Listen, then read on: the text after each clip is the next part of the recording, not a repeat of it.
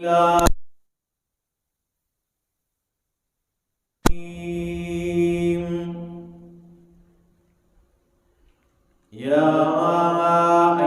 الناس اتقوا ربكم إن زلزلة الساعة شيء عظيم يوم ترونها تذهل كل مرضعة عما أرضعت وتضع كل ذات حمل حملها وترى الناس سكارى وما هم بسكارى ولكن عذاب الله شديد سبحان ربك رب العزة عما يصفون وسلام على المرسلين والحمد لله رب العالمين۔ انتہائی معزز سامعین، سورۃ الحج مدنی سورت ہے۔ نزول کے اعتبار سے 103 نمبر پر ہیں بعد سورہ نور کے۔ اس سے پہلے سورۃ نور نازل ہوئی اور اس کے بعد یہ سورت نازل ہوئی، اور ترتیب مصحفی میں 22ویں نمبر پر ہیں، یعنی اس سے پہلے ہم 21 آیات ہیں قرآن میں، ترتیب میں یہ 22ویں نمبر پر ہیں۔ 78 آیات اور 10 رکوعات پر مشتمل سورت ہے۔ اس سورت کا پچھلی سورت کے ساتھ ربط کیا ہے، جوڑ کیا ہے؟ پہلی سورت میں فرمایا کہ عذاب آئے گا، اور اب اس سورت میں یعنی سورۃ الحج میں عذاب کی نشانی کا ذکر فرمایا کہ عذاب کی نشانی کیا ہوگی، اس کی علامت ذکر کی ہے۔ دوسرا ربط پہلی سورت کے آیت نمبر 52 میں منکرین کے استہزاء کا ذکر کیا، ان کے مذاق کا ذکر فرمایا، اور اب اس صورت میں یعنی سورۃ الحج کے آیت 57 میں ان کی حالت کا ذکر کیا کہ قرآن سنتے وقت ان کی حالت کیا ہوتی ہے۔ پہلی صورت میں ان کے استہزاء کا ذکر فرمایا۔ یہ باتیں بڑی کمال کی ہوتی ہے، ذہن میں بٹھایا کریں۔ اب اس صورت میں یہ پورا نچوڑ ہوتا ہے نا، یہ اشاعت و توحید کو یہ جو مرتبہ حاصل ہے الحمدللہ، جو مقام حاصل ہے، اسی وجہ سے کہ ان علماء کو اللہ نے یہ قرآن کا یہ فہم دیا ہے کہ یہ منٹوں میں بھی آپ کو سمجھا سکتے ہیں قرآن کے خلاصے کو۔ تو اس صورت میں آیت 57 میں ان کی حالت کا ذکر فرمایا کہ قرآن سنتے وقت ان کی حالت کیا ہوتی ہے، اور پہلی صورت میں اثبات القیامہ ابتدا ہی سے کیا فرمایا؟ اقترب للناس حسابهم، قیامت کا اثبات فرمایا، اور اس صورت میں علامات قیامت ذکر کی ہے۔ سورۃ الحج میں علامات ذکر ہوں گے۔ اس صورت کا دعویٰ نفی شرک فعلی اور مسائل اربع کی وضاحت، اور وہ مسائل اربع وہ کیا ہے؟ تحریمات اللہ، تحریمات غیر اللہ، تحریمات العباد، نذور اللہ، نذور العباد۔ خلاصہ سورۃ الحج کا خلاصہ یہ ہے کہ یہ سورت 4 ابواب پر مشتمل ہے۔ اگر کوئی آپ سے پوچھے سورۃ الحج کا خلاصہ تو آپ 3 سیکنڈ میں اسے سمجھا سکتے ہیں۔ بھائی اس سورت کا خلاصہ کیا ہے، نچوڑ کیا ہے؟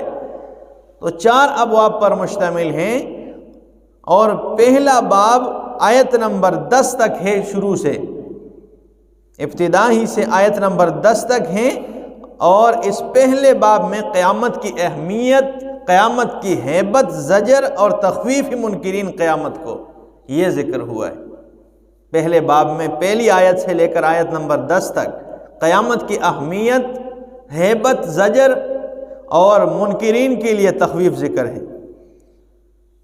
اور پھر اس پر تفریح۔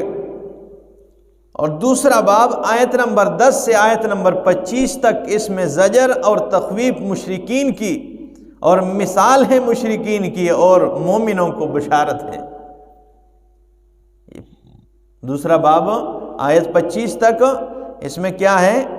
اس میں زجر ہے، تخویف مشرکین کے لیے، اور مثال ہے ان کے لیے، اور مومنوں کو بشارت ہے۔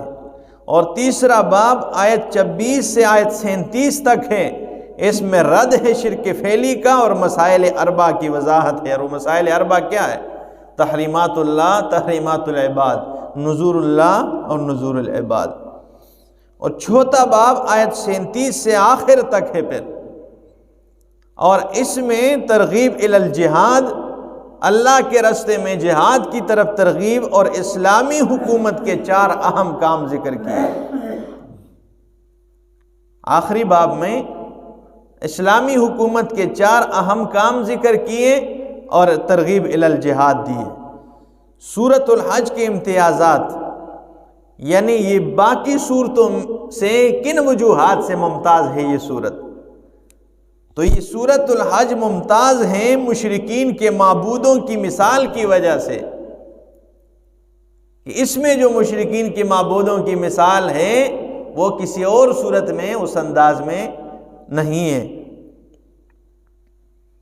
اور یہ سورۃ الحج ممتاز ہے اسلامی حکومت کے 4 اہم کاموں کے بیان کی وجہ سے۔ اسی طرح یہ سورت ممتاز ہے ابراہیم علیہ السلام کا اعلان حج کرنے سے۔ یہ سورت ممتاز ہے مشرکین کی خاص مثال ذکر کرنے سے۔ تو یہ سورۃ الحج کا مختصر ابتدائی باتیں تھی، خلاصہ تھا جو میں نے آپ کے سامنے ذکر کیا۔ اب آئیے ترجمے پہ۔ فرمایا یا ایھا الناس، اے لوگوں، اتقوا ربکم، اپنے رب سے ڈرو، ان زلزلۃ الساعۃ شیء عظیم، یہ قیامت کے علامات ذکر کیے جا رہے ہیں، قیامت کا دن اس کا ذکر ہو رہا ہے کہ لوگوں اللہ سے ڈرو، وگرنہ ان زلزلۃ الساعۃ شیء عظیم، قیامت کا زلزلہ شیء عظیم، بہت بڑی چیز ہے، بہت بڑی خطرناک چیز ہے۔ یہ تو کبھی ہم سوچتے بھی نہیں ہے نا کہ یہ بھی کوئی قیامت بھی۔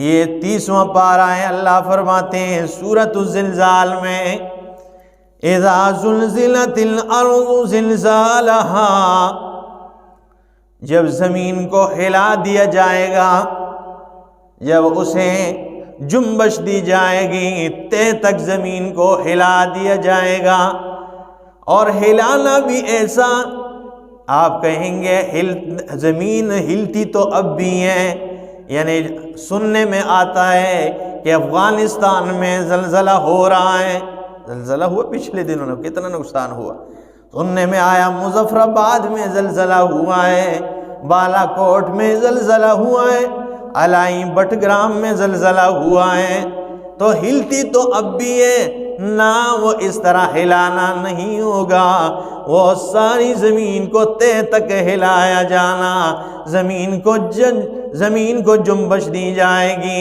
لیکن وہ زلزلہ یہ نہیں ہوگا، وہ قیامت کا زلزلہ ہوگا۔ وہ کتنا سخت ہوگا وہ اللہ ہی جانتا ہے۔ اللہ ہمیں اس دن کی ہولناکی سے بچا کے رکھے۔ اذا زلزلت الارض زلزالہا واخرجت الارض اثقالہا، زمین پٹ جائے گا، آسمان دروازے ہو جائے گا، آسمان پھٹ جائے گا، وَأَخْرَجَتِ الْأَرْضُ أَثْقَالَهَا، اور زمین اپنے بوجھ کو نکال کر باہر پھینک دے گی۔ زمین کیا؟ بوجھ اس کے اندر جو پڑا ہوا ہے، اس میں کتنا بوجھ ہے، اس میں بڑے بڑے لوگ دفن ہوئے ہیں، اس میں انبیاء کرام بھی دفن ہیں، اس میں اولیاء کرام بھی دفن ہیں، اس میں علماء کرام بھی مدفون ہیں، اس میں تو بڑی چیزیں۔ اور اگر انسانوں سے ہٹ کر اور طرف چلے جائیں تو زمین سے آپ آیا دن دیکھتے ہیں کہ فلاں جگہ میں زمین سے تیل نکل آیا ہے، فلاں جگہ زمین سے اتنا خزانہ نکل آیا ہے۔ یہ سارے بوجھ جتنے بھی ہیں زمین باہر نکال دے گی۔ اور ایک معنی یہ بھی ہے کہ قیامت والے دن جب زلزلہ برپا ہو جائے گا، زمین میں جتنے بھی مردے ہیں یہ زندے ہو کے باہر نکل آئیں گے۔ اتنی ہولناکی ہوگی، یہ زندے ہو کر باہر نکل آ جائیں۔ وَأَخْرَجَتِ الْأَرْضُ أَثْقَالَهَا وَقَالَ الْإِنسَانُ مَا لَهَا، انسان حیران پریشان، یہ کیا ہے؟ ٹھیک ہے، یہ قیامت کے تذکرے اللہ نے یہ مضمون اللہ نے بارہا ذکر فرمایا ہے۔ یہ آپ دیکھ لیں سورہ تکویر میں اللہ فرماتے ہیں اِذَا الشَّمْسُ كُوِّرَتْ وَإِذَا النُّجُومُ انكَدَرَتْ۔ اِذَا الشَّمْسُ كُوِّرَتْ، جب سورج کو لپیٹ لیا جائے گا، جب سورج بے نور ہو جائے گا، وَإِذَا النُّجُومُ انكَدَرَتْ، اور جب ستارے بے نور ہو جائیں گے۔ یہ ستارے آج آپ کو نظر آ رہے ہیں، یہ سورج چاند آپ کو نظر آ رہا ہے، اللہ فرماتے ہیں انکدرت، انکدار، ٹھیک ہے نا، یہ میلے ہو جائیں گے، جس طرح ہم کہتے ہیں نا فلاں کے دل میں فلاں کے لیے کدورتیں، تو یہ میلے ہو جائیں گے یہ ستارے۔ وَإِذَا الْجِبَالُ سُيِّرَتْ، اور جب پہاڑوں کو چلایا جائے گا۔ یہ 6 احوال مرنے سے فنا سے پہلے کے ذکر کیے ہیں، 6 احوال فنا کے بعد کے ذکر کیے ہیں۔ فرمایا وَإِذَا الْجِبَالُ سُيِّرَتْ، جب پہاڑوں کو چلایا جائے گا۔ وَإِذَا الْعِشَارُ عُطِّلَتْ، اور جب 10 ماہ کی حاملہ اونٹنی کو بیکار چھوڑ دیا جائے گا، جب 10 ماہ کی اونٹنی کو بیکار چھوڑ دیا جائے گا۔ وَإِذَا الْوُحُوشُ حُشِرَتْ، اور جب وحشی جانوروں کو اکٹھا کیا جائے گا۔ وَإِذَا الْبِحَارُ سُجِّرَتْ، اور جب سمندروں کو جوش دیا جائے گا۔ وَإِذَا النُّفُوسُ زُوِّجَتْ، اور جب روحوں کو آپس میں جوڑا جائے گا جسموں سے۔ وَإِذَا الْمَوْءُودَةُ سُئِلَتْ، اور جب زندہ درگور کی ہوئی بچی سے پوچھا جائے گا بِأَيِّ ذَنبٍ قُتِلَتْ، کس گناہ کے پاداش میں تجھے قتل کیا گیا ہے، تو اس سے بھی سوال کیا جائے گا بِأَيِّ ذَنبٍ قُتِلَتْ، کس گناہ کے پاداش میں تجھے قتل کیا ہے۔ وَإِذَا الصُّحُفُ نُشِرَتْ، اور جب اعمال نامے کھول دیے جائیں گے۔ وَإِذَا السَّمَاءُ كُشِطَتْ، جب آسمان کی کال اتار دی جائے گی۔ اب یہ باتیں آپ سن رہے قیامت کے، یہ ہولناک کیا ذکر ہو، جب آسمان کی کال اتاری جائے گی۔ وَإِذَا الْجَحِيمُ سُعِرَتْ، جب جہنم کو بڑکایا جائے گا۔ وَإِذَا الْجَنَّةُ أُزْلِفَتْ، جب جنت کو قریب کر دیا جائے گا، مزین کیا جائے گا۔ عَلِمَتْ نَفْسٌ مَّا أَحْضَرَتْ، ہر نفس یہ جان لے گی ما احضرت، جو اس نے آگے بھیجا ہے، ٹھیک ہے نا، جو اس نے کیا ہے نا، اس نے کیا آگے حاضر کیا ہے، ہر نفس جان لے گی۔ اس پہ انشاءاللہ کبھی تفصیل ان آیات کا، ایک ایک آیت پہ تفصیل سے بات کروں گا کہ بھائی کیا اس میں ذکر فرمایا اللہ نے۔ تو یہ ہولناک کیا ذکر ہو رہی ہیں قیامت کی، تو فرمائے لوگوں اللہ سے ڈرو، ان زلزلۃ الساعۃ شیء عظیم، بے شک قیامت کا زلزلہ بہت بڑی چیز ہے۔ وہ شیء عظیم، عظیم زلزلہ ہے۔ یوم ترونہا تذہل کل مرضعۃ عما ارضعت، دنیا میں تو آپ دیکھتے ہیں کہ ماں اپنے بچے کو سینے سے کبھی جدا نہیں ہونے دیتی ہے۔ دنیا میں آپ دیکھتے ہیں کہ بچے کو ماں کبھی ٹھنڈک میں نہیں چھوڑتی ہے۔ دنیا میں آپ دیکھتے ہیں کہ ماں اپنے پہ تکالیف برداشت کرتی ہے۔ اسی لیے تو اسے ماں کہتے ہیں نا، ماں تو ماں ہوتی ہے، ماں تو جانور کی بھی ہو، ماں میں شفقت ہوتی ہے۔ لیکن قیامت والے دن وہ اتنی ہولناکی ہوگی، اللہ فرماتے ہیں یوم ترونہا، تو اس دن دیکھے گا اس عورت کو، کل مرضع تذہل کل مرضعۃ عما ارضعت، کہ وہ اپنے دودھ پیتے بچے کو بھی ایسے چھوڑ جائے گی۔